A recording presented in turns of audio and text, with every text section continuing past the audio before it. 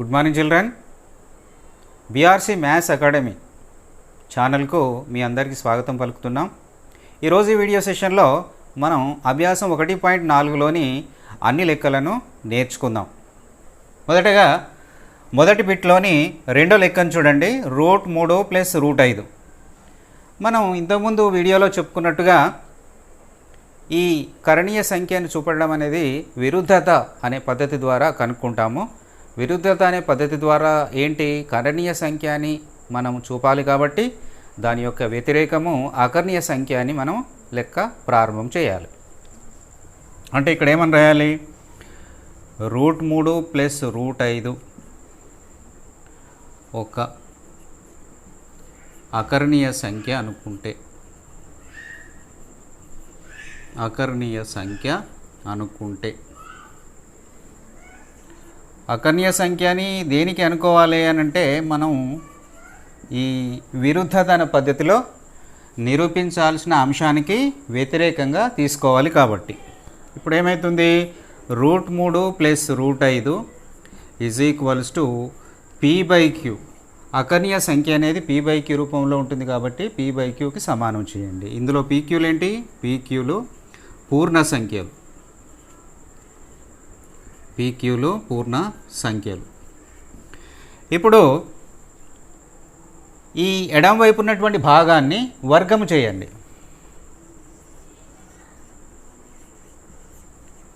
ఇరువైపులా వర్గం చేయగా, వర్గం ఎందుకు చేయడం జరుగుతుంది ఇక్కడ అంటే, రూట్లు అనేది 2 నెంబర్లకు ఉన్నాయి కాబట్టి రూట్లను తొలగించడానికి మనం వర్గం చేయాల్సినటువంటి అవసరం ఉన్నది. అంటే ఇక్కడ ఏమవుతుంది, √3 + √5 ఎడమ వైపు హోల్ స్క్వేర్, కుడివైపు p/q హోల్ స్క్వేర్. ఇది a + b హోల్ స్క్వేర్ రూపంలో ఉంది కాబట్టి a² + b² + 2ab దీని యొక్క విస్తరణ. a² + b² + 2ab. ఇటువైపు ఇది p²/q² లాగా రాయొచ్చు. ఇప్పుడు స్క్వేర్కు రూట్ కనుక మనం క్యాన్సిల్ అయితే 3 + 5 వస్తుంది. ఇక్కడ 2 √a × √b లాగుంది కాబట్టి √ab 3 5లు 15 that equals to p/q. 3 + 5 8 plus 2√15 p/q. ఈ రూట్ ఉన్నటువంటి భాగాన్ని ఎడమవైపు ఉంచేసి ఆ 8ని మనము కుడివైపు తీసుకెళ్తే -8 అవుతుంది. చూడండి, తర్వాత 2√15 q కాసాగు తీసుకోండి. అప్పుడు ఏమవుతుంది, p - 8 × q 8q, p - 8q. అలాగే 2 కూడా మనం హారం దగ్గరికి తీసుకొచ్చేది ఉంటే ఇది 2q రూపంలోకి మారుతుంది. అంటే √15 = p - 8q/2q. 2 అనేది ఇక్కడికి తీసుకొచ్చాము. ఇప్పుడు చూడండి, ఈ ఎడమవైపు భాగమైనటువంటి √15 LHS అనేది ఏ రూపంలో ఉంది, ఇది ఒక కరణీయ సంఖ్య రూపంలో ఉంది కాబట్టి మనం ఇక్కడ కరణీయ సంఖ్య అని రాయాలి. అలాగే కుడివైపు ఉన్నటువంటి RHS భాగము ఏంటది, p - 8q/2q. ఇదేమిది, ఒక అకరణీయ సంఖ్య అవుతుంది ఎందుకంటే p/q రూపంలో ఉంది కాబట్టి. మరి ఒక కరణీయ సంఖ్య ఒక అకరణీయ సంఖ్య 2 సమానమవుతాయా, కావు. ఇది విరుద్ధత, ఇది విరుద్ధత. ఎందుకు ఈ విధంగా జరిగింది, ఎందుకంటే మనం నిరూపించాల్సిన అంశానికి వ్యతిరేకంగా తీసుకోవడం జరిగింది కాబట్టి ఇది విరుద్ధత. దేర్ఫోర్ సరైనటువంటిది ఏంటి, √3 + √5 ఒక కరణీయ సంఖ్య, ఒక కరణీయ సంఖ్య.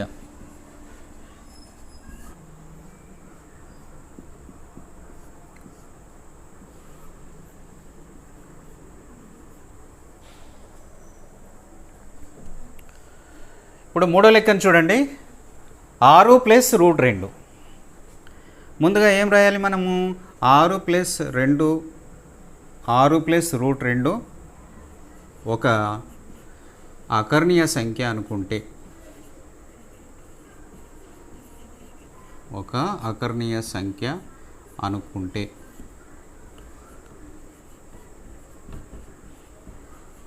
అప్పుడు ఏమవుతుంది? ఈ 6 ప్లస్ రూట్ 2ను p/qకి మనం సమానం చేయాలి. ఇందులో pqలు ఏంటి? పూర్ణ సంఖ్యలు. ఇక్కడ బ్రాకెట్లో రాయాలి పూర్ణ సంఖ్యలు. తర్వాత ఏం చేయాలి మనము? ఇక్కడ రూట్ ఉన్నటువంటి భాగాన్ని ఒకవైపు ఉంచి రూట్ లేనటువంటి 6ను ఇంకోవైపు తీసుకెళ్ళండి. -6 అవుతుంది. Root 2 is equals to q కాసా కట్టండి, p minus 6 into q 6q. ఇప్పుడు గమనించండి, ఎడం వైపు భాగము ఏంటి? రూట్ 2. ఇది ఒక కరణీయ సంఖ్యను సూచిస్తుంది, ఒక కరణీయ సంఖ్యను సూచిస్తుంది. అలాగే RHS కుడివైపు భాగం ఏంటి? p minus 6q/q. ఇది ఒక అకర్ణీయ సంఖ్యను సూచిస్తుంది. ఎందుకు? p/q రూపం. మరి ఒక కరణీయ సంఖ్య ఒక అకర్ణీయ సంఖ్యకు సమానం అవుతుంటాయా? కాదు. కాబట్టి ఇది విరుద్ధత, ఇది విరుద్ధత. కావున మన కల్పన తప్పు. కల్పన అంటే ఏంది? అనుకున్నటువంటి, ఊహించినటువంటిది తప్పు. దేర్ఫోర్ ఏది సరైంది? 6 ప్లస్ రూట్ 2 ఒక కరణీయ సంఖ్య. 6 ప్లస్ రూట్ 2 ఒక కరణీయ సంఖ్య.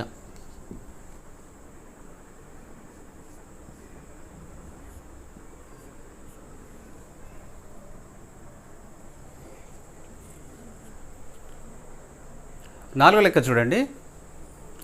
రూట్ 5. ముందుగా మనం ఏమని రాయాలి? రూట్ 5 ఒక అకర్ణీయ సంఖ్య అనుకుంటే, రూట్ 5 ఒక అకర్ణీయ సంఖ్య అనుకుంటే, అకర్ణీయ సంఖ్య ఏ రూపంలో ఉంటుంది? p/q రూపంలో ఉంటుంది. కాబట్టి మనం రూట్ 5 ఈక్వల్స్ టు p/q. ఇందులో pqలు ఏంటి? పూర్ణ సంఖ్యలు. pqలు పూర్ణ సంఖ్యలు. కానీ ఈ pqలకు ఉమ్మడి కారణాంకం ఉందని మనం అనుకోవాలి. ఇక్కడ అంటే ఇక్కడ రాద్దాము. pqలు ఉమ్మడి కారణాంకం, ఉమ్మడి కారణాంకం కలిగి ఉంటే, ఉమ్మడి కారణాంకం కలిగి ఉంటే వాటిని సూక్ష్మీకరించగా, సూక్ష్మీకరించడం అంటే సింప్లిఫై చేయడం, సూక్ష్మీకరించగా అవి పరస్పర ప్రధాన సంఖ్యలు అవుతాయి, పరస్పర ప్రధాన సంఖ్యలు అవుతాయి, ప్రధాన సంఖ్యలు అవుతాయి. కాబట్టి మనం ఈ రూట్ 5ను a/b అనే కొత్త రూపంలో తీసుకోవాలి.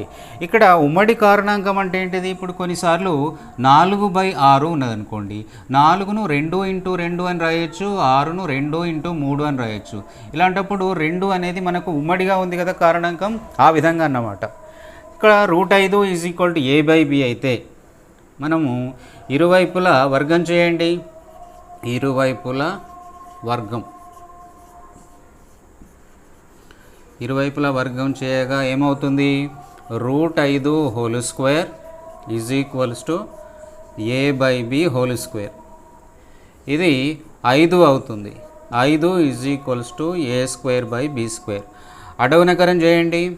5b² is equals to a². అంటే దీని అర్థం ఏంటిది? 5 అనేది ఇక్కడ b²ను భాగిస్తుంది అన్నట్టు. అంటే దీనికి మరొక అర్థం ఏంటిది? ఆ 5 a² కూడా భాగించాలి, ఎందుకంటే మధ్యలో ఈజ్ ఈక్వల్ టు ఉంది కాబట్టి. అంటే 5 5 ఏ స్క్వేర్ను భాగిస్తుంది. ఏ స్క్వేర్ను భాగిస్తుంది. ఏ విధంగా భాగిస్తుంది? నిశ్శేషంగా భాగిస్తుంది. మనకు ఒక సిద్ధాంతం ఉంది, ఫస్ట్లో నేర్చుకున్నాం. దాని ప్రకారము 5 అనేది ఏ స్క్వేర్ను భాగించేది ఉంటే 5 ఏను కూడా భాగిస్తుంది. 5 ఏను కూడా భాగిస్తుంది. ఇది మనం 1వ సమీకరణం లాగా తీసుకోవాలి. ఇప్పుడు ఈ ఏ స్థానంలో 5C అంటే 5 యొక్క గుణిజం లాగా మనం అనుకోవాలి.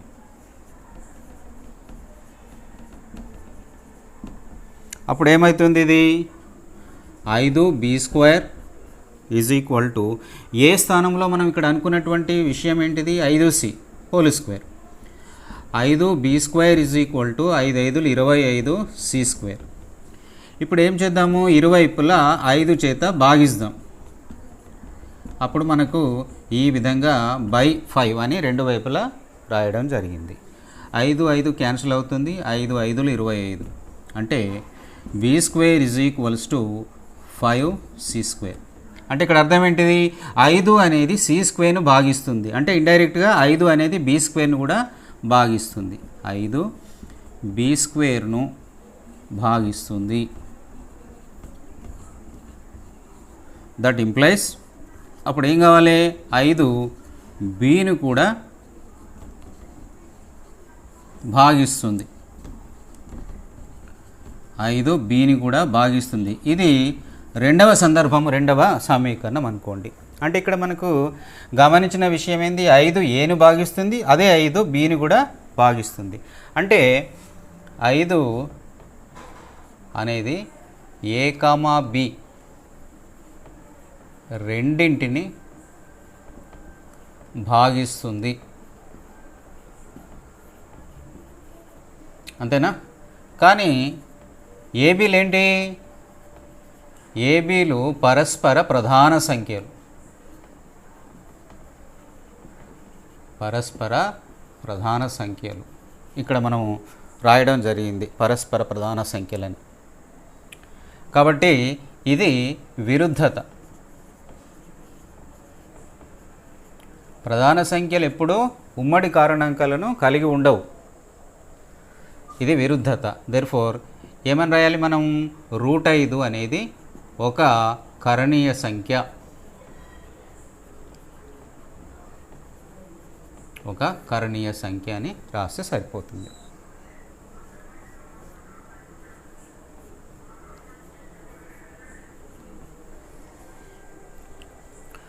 ఇప్పుడు 5వ లెక్క చూద్దాం మనము. 3 + 2 √5. ముందుగా ఎప్పట్లాగే మనము ఏమని రాయాలి? 3 + √5 ఒక అకర్ణీయ సంఖ్య అనుకుంటే,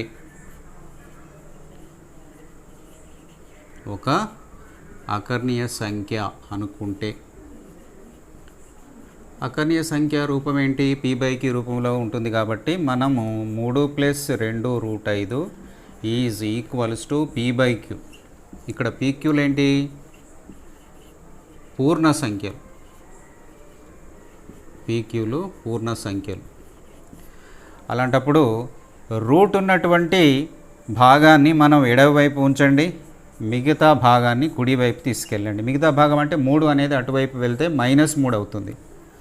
అలాగే 2 √5 ఈక్వల్స్ టు q కాసాగా అవుతుంది. p - 3 × q 3q. ఈ రెండు కనుక మనం ఇక్కడ హారం రూపంలో తీసుకొచ్చేది ఉంటే √5 is equals to p - 3q / 2q. 2 is transferred to the denominator. 2 అనేది ఇక్కడ కిందికి వచ్చింది. ఇప్పుడు చూడండి, ఎడమవైపు ఉన్నటువంటి LHS భాగము √5 దేన్ని సూచిస్తుంది? ఒక కరణీయ సంఖ్యను సూచిస్తుంది. కరణీయ సంఖ్య. అలాగే కుడివైపు ఉన్నటువంటి భాగం ఏంటి? RHS p - 3q / 2q. ఇది ఒక అకర్ణీయ సంఖ్యను సూచిస్తుంది. అకర్ణీయ సంఖ్య ఎందుకంటే p/q రూపంలో ఉంది కాబట్టి. ఒక కరణీయ సంఖ్య ఒక అకర్ణీయ సంఖ్యను సూచించదు కాబట్టి ఇది విరుద్ధత. విరుద్ధత. కాబట్టి మన కల్పన తప్పు, మనం ఊహించినటువంటిది తప్పు. సో ఏది కరెక్ట్ మరి అంటే 3 + 2√5 ఒక కరణీయ సంఖ్య, ఒక కరణీయ సంఖ్య. అర్థమైంది కదా. ఈ అభ్యాసంలో ఉన్నటువంటి లెక్కలన్నీ ఇదే విధంగా ఒకే పద్ధతిలో ఉంటాయి. వీటిని బాగా ప్రాక్టీస్ చేయండి, ఎందుకంటే ఇందులో ఒక ప్రశ్న మనకు 4 మార్కులు ఖచ్చితంగా యాన్యువల్ ఎగ్జామ్లో వస్తుంది. కాబట్టి వీటిని బాగా ప్రాక్టీస్ చేయండి. ఈ వీడియో కనుక మీకు నచ్చేది ఉంటే దీన్ని సబ్స్క్రైబ్ చేసుకోండి, మీ మిత్రులతో షేర్ చేసుకోండి, లైక్ చేయండి. మీకు ఏమన్నా సందేహాలు ఉంటే కామెంట్ సెక్షన్లో కామెంట్ చేయండి. Okay, thank you children.